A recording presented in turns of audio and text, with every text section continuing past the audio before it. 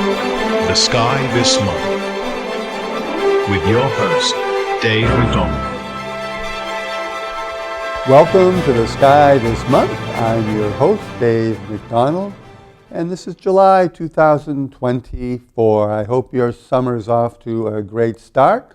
Hope you enjoyed the summer solstice, which was on June 20th, and that is when the sun got to its highest point into the sky. It, so to speak, bounced off the Tropic of Cancer and is heading south towards the equator once again, when it will arrive on the autumnal equinox, September 22nd. But there's lots of time between now and then to enjoy the summer. And it's great weather, nice and warm, to go out and look at the stars. The key for the stars is in its color, their brightness, their majesty in general. And so what we're going to be doing in this show is talking about the aspects of the stars, the basics of the stars. And let's talk about constellations, asterisms. I'll define that for you. A little bit about distances, the magnitude scale, which is related to brightness, the colors of stars, the size of stars, and what's up in the night sky. Of course, we'll talk about that. Constellations. These two constellations are very well known in the summertime. On the left side, you have Scorpius or Scorpio. On the right side, you have Scorpius or Scorpio, and on the left side, you have Sagittarius, the Archer. In ancient times, constellations only referred to the brightest stars that appeared to form groups of stars, and we dipped into Roman or Greek mythology. And on the right side of your screen, you can see here, this is Pegasus, the flying horse, and this is Andromeda, and then we have the fishes, which are Pisces, and such. And so let's talk about the word asterism. An asterism is a familiar shape which may be made up of stars from the same or from different constellations. The Big Dipper, for example, is not a constellation, it is an asterism. The Great Square of Pegasus is not a constellation, it's an asterism, it's a square. And as far as the Great Square of Pegasus goes, we borrow a star from Andromeda, the star Alpheratz. And I remember that star because it's a big rat. So here you see the stars of the Big Dipper. And when you look at them in the sky, it looks like they're on what we call a celestial sphere. But the reality is they're all different distances. They appear to be close to one another. But this is, again, just a projection effect, as though we were having a projector and projecting stars on the sky, like we do in the planetarium theater. The stars can be at very different distances. And so you see over here on the left side, the nearest star is this one, and that's Mizar and Alcor, but that's Mizar. And then these stars, they're all around 80 light years away. Light travels really fast, 186,000 miles per second, and going that fast in a year is how far you get, and that's called a light year. So these guys are around 80, plus or minus. This star I love. The star's name is Alkaid. I'll show you the name in a moment. But this star here is 100 light years away, and that kind of makes it, for me, I call it the centennial star. Because if ever you're having a centennial about anything, the neat thing is you can point to the end star of the handle of the Big Dipper here, Alkaid, and say, the light left that star 100 years ago, and the light that we're seeing from that star is the light that left on that 100-year-ago event. It's kind of cool. And then the star that's furthest away, this one, Merak and Dubhe. So this is a star named Dubhe. And that's the furthest away, around 110-ish light years away. So, again, the Big Dipper is not a constellation, it's an asterism. And here are the stars, the names of all of them. And I mentioned Mizar or Mizar and Alcor. It's actually a double star. This middle star of the handle of the Big Dipper is 2 stars, actually. And if you take time to look, you'll see them both. If you have normal-ish eyesight, you won't have a problem. But most people don't see it because people don't take time to observe. So I mentioned to you Alkaid, which is the 100-year or the century star, I like to call it. And then we have Merak and Dubhe, and I've shared that with you before. That's how we find the North Star. If we were to extend the line from Merak through Dubhe and keep on going, we end up at the North Star, which is not the point of this particular presentation, but that's how you do it. Here's the constellation of Andromeda and Pegasus, illustrating again that the square of Pegasus here borrows this star, Alpheratz, from the constellation of Andromeda to make the square. And then you have the rest of the neck and the head of Pegasus, the flying horse, here. And notice the outline here. So every constellation, there's 88 constellations in the northern and southern hemisphere, and all 88 of them back in the 1930s, the International Astronomical Union made these boundaries for all 88 constellations. And some of them get quite jagged and interesting to look at, not like Colorado, which is very square-ish. Now, naming stars. This perhaps you recognize this as Orion. And so Orion, the hunter, we have the stars, the most famous star, Betelgeuse, the upper left, and Rigel. You can't see Orion right now during July because it's too close to the sun. But it's a common constellation and it fits my purposes right now. So you see all these Greek letters, and that's one way to name stars. They may have specific names like Betelgeuse and Rigel, or they may be delineated by using the Greek alphabet. So Betelgeuse is the alpha star. Rigel is the beta star. Now, in actuality, sometimes it's the other way around. And Betelgeuse is actually the beta star, and Rigel actually is the alpha star. But for the most part, when these letters were assigned, for the most part, it followed the Greek alphabet in order of brightness, where alpha and beta were the brightest 2 stars in the constellation. So when we refer to Betelgeuse, it's Alpha Orionis. When we refer to Rigel, we call it Beta Orionis. And so it goes for all the stars. They're all assigned a Greek letter.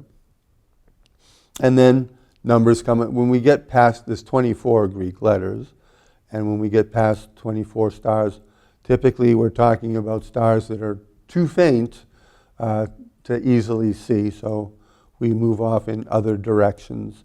Because remember, when the star charts were initially put out or drawn, before Galileo in 1609 trained a telescope to the sky, we only had our eyes, and we only labeled originally the things that we could see with our eyes.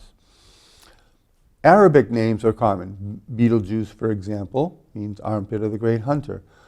A constellation that I'm going to show you exactly where it is in a little bit is called Libra. And here's 2 stars that I love how to say them. So this top one is called Zubin Eshamali, and the lower one is Zubin el-Ganubi. I'm going to explain what those two names mean a little later. And notice over here we have the star Antares, and I'm going to talk quite a bit a little later about Antares in particular being the heart of the Scorpion, being a red giant star, and I'm going to show you how giant it is. And then this diagram is the most famous diagram in astronomy. It's called the Hertzsprung-Russell diagram, named after Hertzsprung and Russell. And we typically just call it the HR diagram. We're not going to get into the details of it, but just notice along the bottom, there are temperatures. You see blue here, 30,000, and over to the right on the bottom, you see 3,000 and 2,000, and you see the red background. And the idea here is related to the temperature of stars. Most stars are on what we call the main sequence here. There are some exceptions, as you can see, depending upon where the star is in its life cycle. So cooler stars are to the right. So unlike your air conditioning in your car, which you typically would move the knob to the blue, right, for cold, or in the winter move the knob to the red for heat, in nature it's actually the other way around. The red are the cool. The red, orange, yellow. Our star, the sun, is a yellow star. It's kind of medium temperature in this 5,000 Kelvin range. And then we get to white stars and blue-white stars and blue stars, which are the hottest at 30,000 Kelvin. Now, Kelvin, maybe you remember, is a temperature scale. We're mostly familiar in the United States, or the lower 48, with temperatures in Fahrenheit. Science likes centigrade, or the Celsius scale. And if you're really a scientist and you want some absolute numbers, you talk about Kelvin. We don't say degrees Kelvin. We don't say Kelvin degrees. It's just Kelvin or kelvins. 0 Kelvin is absolute zero, where all molecular motion ceases to exist. And then things get hotter for there. For those of you who really want to, maybe we should bring the slide full screen. For those of you who really want to check out the numbers at the very bottom of your screen, here's the formula to change it to Fahrenheit.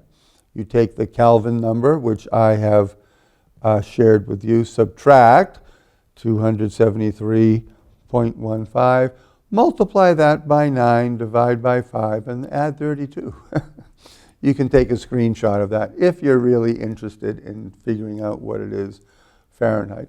Kelvin is pretty close to Celsius, particularly when we get to these high numbers. We're just talking 273 degrees different. So when we're talking 10,000s and 5,000s, it's really insignificant. So red stars are the coolest, around 3,000 Kelvin. Then we get to orange stars, like Aldebaran, the eye of the bull, at 4,000 Kelvin. Yellow stars in the wintertime. Capella rules the winter sky, about 5,000 Kelvin. Our sun is about 56 Kelvin, and maybe you've seen that number on photographic film or something like that when you're looking at the temperature of film or the temperature of lights. Our sun is 5,600 Kelvin. White stars are really hot at 10,000 Kelvin. Blue-white stars are hotter still, and the blue stars, as I've said, are the hottest stars, 30,000 or more Kelvins.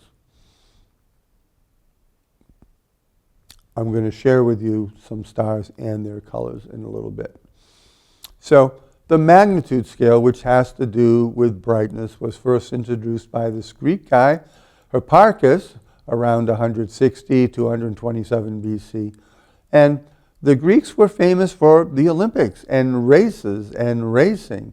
And so First place was the winner. Second place was the next. So he applied the same idea to stars. The first place star would be a first magnitude star. The second place category of stars would be bright, but not as bright as the first. And he decided that, you know what, we could go on, how many numbers are we going to go on to? So he decided, well, you know what, sixth magnitude or sixth place, that's the last person in a race anyone cares about. Kidding. But that will be the dimmest star that you can see with the unaided eye. And so first magnitude appears to be, he thought, and his friends thought, first magnitude was about 100 times brighter than the dimmest one. And so we have 100 from the brightest to the dimmest, first magnitude to sixth magnitude, and that kind of stuck. And if you know a little bit of math and logarithms and such, the fifth root of 100 is 2.512. And that's the difference. So we just call it 2.5. So a magnitude 1 star is 2.5 times brighter than a magnitude 2 star. A magnitude 2 star is 2.5 times brighter than a magnitude 3 star. So multiply, a magnitude 1 star is 6.25 times brighter than a magnitude 3 star.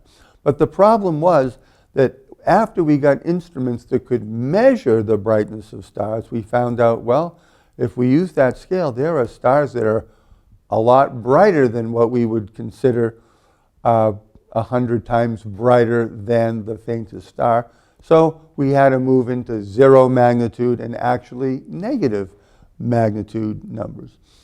And of course, the Greeks made a stamp in honor of Hipparchus.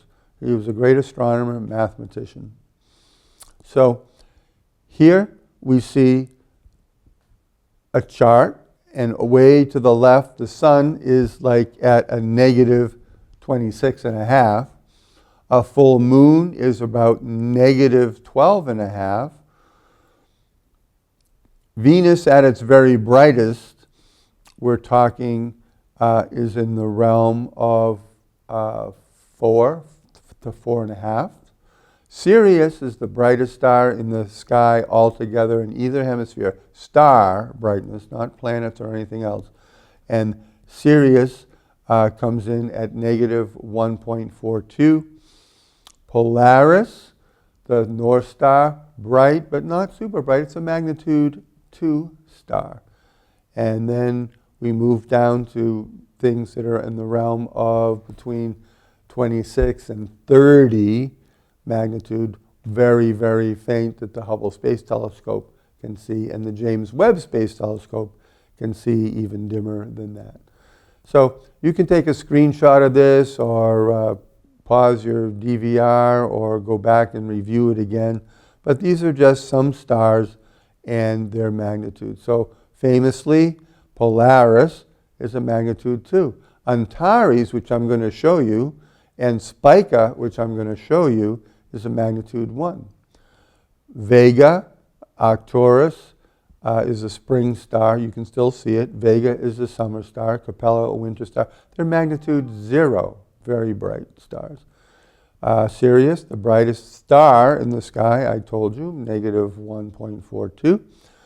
Jupiter right now is at a negative 2, very bright, brighter than the brightest star. Mars is about a magnitude 1, Saturn 0.8, Venus about, right now, a negative 3.9. Venus is hard to find, it's pretty close to the sun.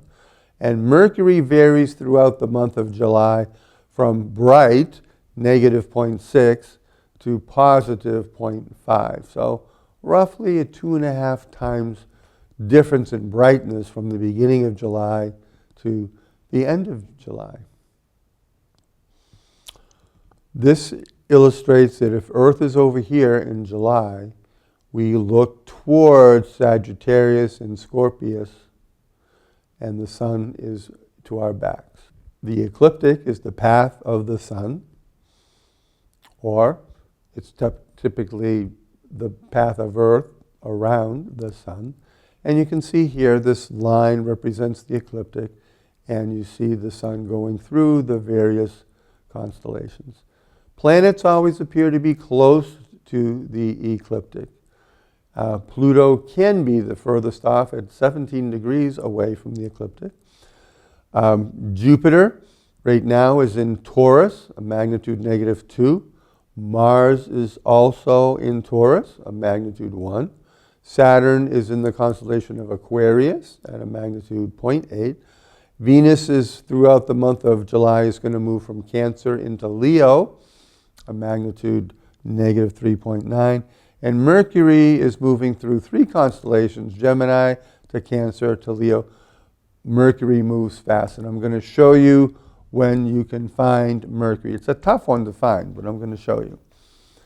This constellation of Libra, Zubin Eshamali, Zubin al-Ganubi, I mentioned to you before. How big are the stars? Check this out, okay? You ready? You with me? Here's Earth here. Here's Pluto at 1 pixel here. Jupiter. This is the sun. You can fit 109 Earths across the face of the sun. The sun is pretty big compared to Earth. But wait. Here's our sun over on the left. Jupiter now is 1 pixel. Sirius, the brightest star I told you about in the constellation of Canis Major. Pollux is in Gemini. And here's Arcturus, that spring star I talked about, this magnitude 0 star. Look how big Arcturus is compared to the sun. Again, Jupiter is just a pixel. That's a big star. Oh, but wait, there's more. Look, here's Arcturus down here. Our sun is now 1 pixel. Arcturus is this size. And now look at Betelgeuse, that upper left star in Orion.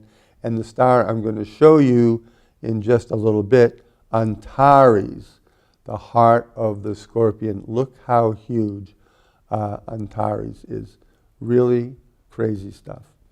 So that's some ideas about the stars, their brightness, magnitude we call it, their size. Antares is incredibly huge. And our sun, again, is 1 pixel on this picture that you're looking at. Crazy big stars. And a little bit about the temperature of the stars, the colors. Take time to notice the color of the stars. Again, red stars are the coolest. The blue-white stars are the hottest. And I'm going to share with you some stars now that you can see in the night sky.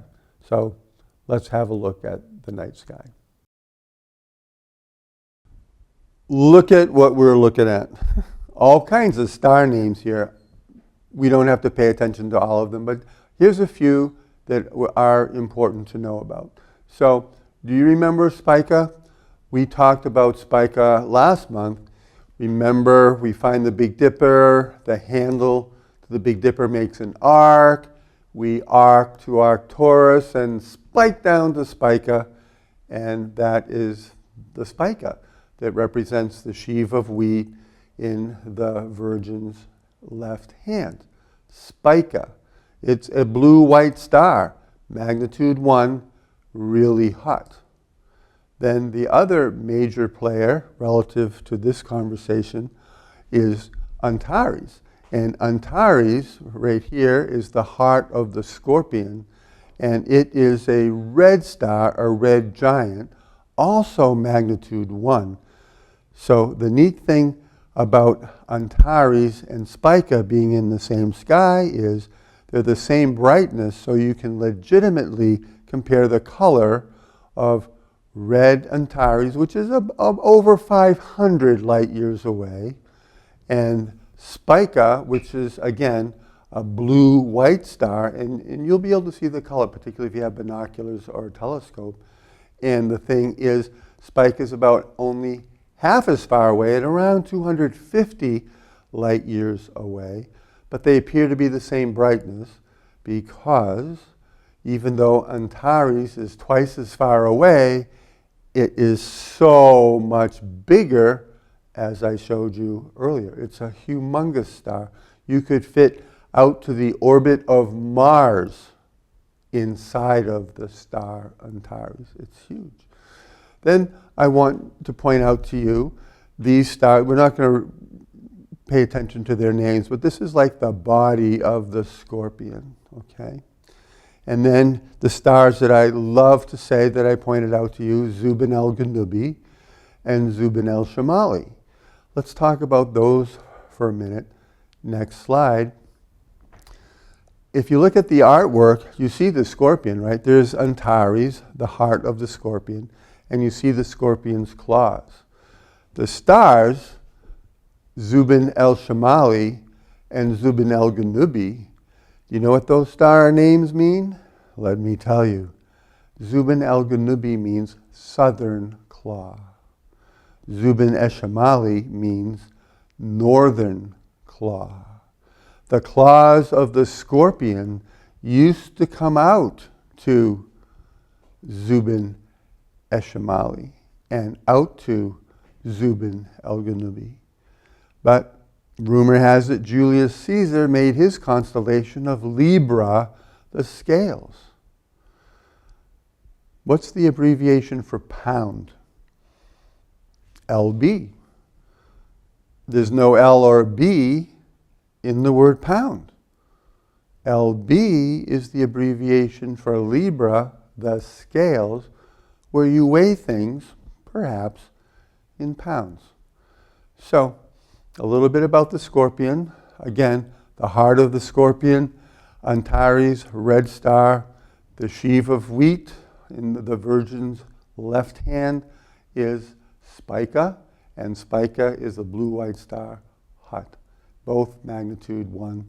And then at around the magnitude 2 or to 3, you have Zubin el-Ganubi. This is Zubin el-Shamali, I should say, and Zubin el-Ganubi. How do I remember the difference? Zubin el-Ganubi has a G, and the G, ground, is closer to the ground. Next. Disconnect the dots. And this may help you visualize Libra as kind of a quadrilateral of sorts. Zubin el-Shamali, Zubin el-Ganubi, and then of the heart of the scorpion, Antares. This is July 9th. We're talking about 9:15 p.m. around July 9th. But it's going to be fine for the rest of the month. After a week, the sky is going to change by about 30 minutes. After 2 weeks, the sky will change by about an hour. So next on our show, we're going to do the next slide, and we're going to jump to the eve. This is still July 9th, okay? And notice that we have Mercury. And notice that Mercury is so close to the horizon. July 9th is going to be your best shot. This is about 9 o'clock. The sky is still light. And Mercury is just over brighter than a magnitude 0 at this time. Remember, it's fading throughout the month by about 2.5 times. So this is your opportunity, July 7, 8, 9, 10, 11, to find Mercury really close to the northwestern horizon. Binoculars will definitely be a help for you there. And next, we're going to take a peek at the stars again with the moon. We're jumping ahead to July 15. This is July 15th. And the reason I chose July 15th is the moon is in the picture, and the moon is between Antares and Spica. On July 13th, the moon is going to be hanging out near Spica. July 13th. July 15th, which is where this image is taking place, you see that the moon is in between Antares and Spica. And then on the 17th, the moon is going to be hanging out over by Antares. So you can watch the moon's movement from the west towards the east, where the moon is near Spica on July 13th, between on July 15th, and then hanging out over by Antares on July 17th. So those are some neat stars and constellations for you to enjoy in the night sky for July. I'm Dave McDonald for The Sky This Month.